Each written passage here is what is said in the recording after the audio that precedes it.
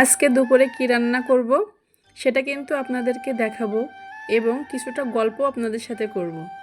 আর গ্রামে থাকলে একদিন যদি আপনি বাজার না করেন অনায়াসে কিন্তু দিনটা চলে যাবে, কারণ গ্রামে সব কিছু টাটকা টাটকা সবজি পাওয়া যায়। যদি আপনি এক সপ্তাহ মনে করেন বাজার করবেন না, কোনো সমস্যা নেই। গ্রামে থাকলে তার মজাটাই আলাদা। যারা গ্রামে না থাকে তারা কিন্তু বুঝতে পারবে না, কারণ গ্রামের সবাই কিন্তু প্রত্যেকটা মানুষ ঘরে ঘরে সবজি লাগায়, নিজে বাড়ি অনেক রকমের চাষ করে এবং হাঁস মুরগির ডিম থাকে। তো তারা যদি মনে করে 2-5 দিন আমরা বাজার করব না, বাসার থেকে কিন্তু অনায়াসে তাদের সংসারটা চলে যাবে যে কোনো রকমভাবে।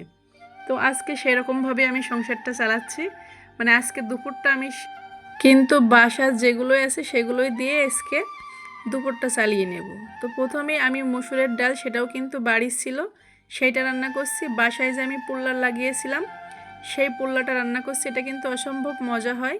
পুকুরের যে মাছ আছে টাটকা মাছ কিন্তু ভাজি করব, এর সাথে হাঁস মুরগির ডিমও একটা পোস্ট করব। তো চলেন কি কি রান্না করি দেখাই আপনাদের আর গল্প করি। তো আমি আপনাদের আজকে ছোট্ট একটা গল্প শোনাতে চাই, রাজার গল্প। আমরা কিন্তু ছোটবেলায় রাজার গল্প শুনতে খুব পছন্দ করতাম। তো এই রাজার অনেক দিন থেকে চোখে একটা সমস্যা ছিল।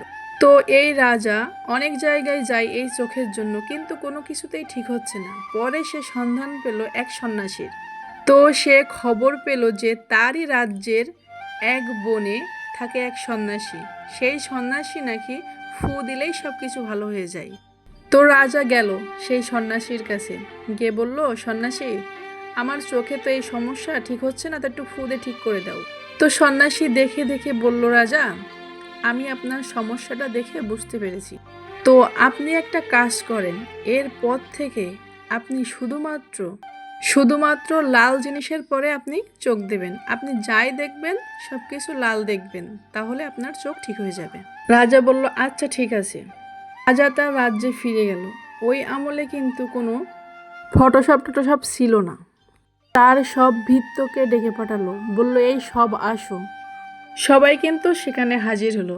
এসে বলল, রাজা কি করব?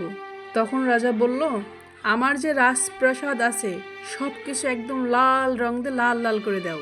তখন তারা জিজ্ঞেস করলো, রাজা পুরো লাল? বলল, হ্যাঁ পুরো লাল।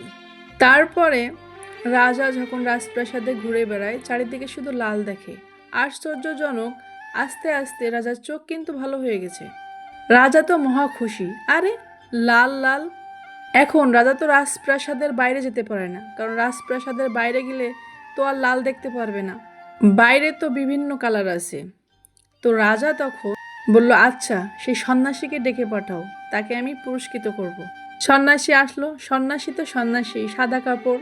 এখন সন্ন্যাসী যে রাজপ্রাসাদে ঢুকলো, রাজার যে ভৃত্যরা ছিল তারা সবাই তার গায়ে লাল রং ঢেলে দিল।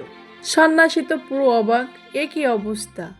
লাল রঙে চিপচিপে অবস্থা। সে রাজার সামনে আসলো। রাজা জিজ্ঞাসা করলো, সন্ন্যাসী কি অবস্থা? সন্ন্যাসী বলল, দেখতেই তো পাচ্ছেন খুব একটা ভালো না। তো সন্ন্যাসী অবাক হয়ে রাজার কাছে প্রশ্ন করলো যে, আপনি আমার গায়ে লাল রঙের আক্রমণ কেন করতে বললেন? রাজা তখন বলল, তুমি না আমাকে বললা শুধু আমাকে লাল রং দেখতে হবে, এই জন্য তোমার সাদা রং দেখলে তো আমার সমস্যা হয়ে যাবে। তখন সন্ন্যাসী বলল, আল্লাহ, রাজা আপনি এই কাজ করে ফেলেছেন। রাজা বলছে, কেন, কি করতাম তাহলে? তখন সন্ন্যাসী বলছে, রাজা একটু চিন্তা করে দেখেন তো, আপনি তো একটা লাল রঙের চশমা পরলেই পারতেন। রাজা বলল, আরে তাই তো। রাজা তো লজ্জায় অবস্থা খারাপ। আমাদের সামনে যখন সমস্যা থাকে তখন আমাদের আশেপাশে যা সব চেঞ্জ করে ফেলতে চাই, অথচ সমস্যার সমাধান ম্যাক্সিমাম টাইম যে আমাদের নিজেদের মধ্যেই থাকে, এটা আমরা খুঁজে বের করতে পারি না। তো এই গল্প থেকে আমাদের কিন্তু কিছুটা শিক্ষা নেওয়া উচিত। তো আপনাদের কাছে যদি আমার এই গল্পটা এবং আজকে দুপুরে রান্নাটা ভালো লাগে, তাহলে কিন্তু অবশ্যই লাইক কমেন্ট শেয়ার করে পাশে থাকবেন। অবশ্যই কিন্তু কমেন্ট বক্সে জানাবেন যে আমার এই গল্পটা রান্নাটা কেমন হয়েছে।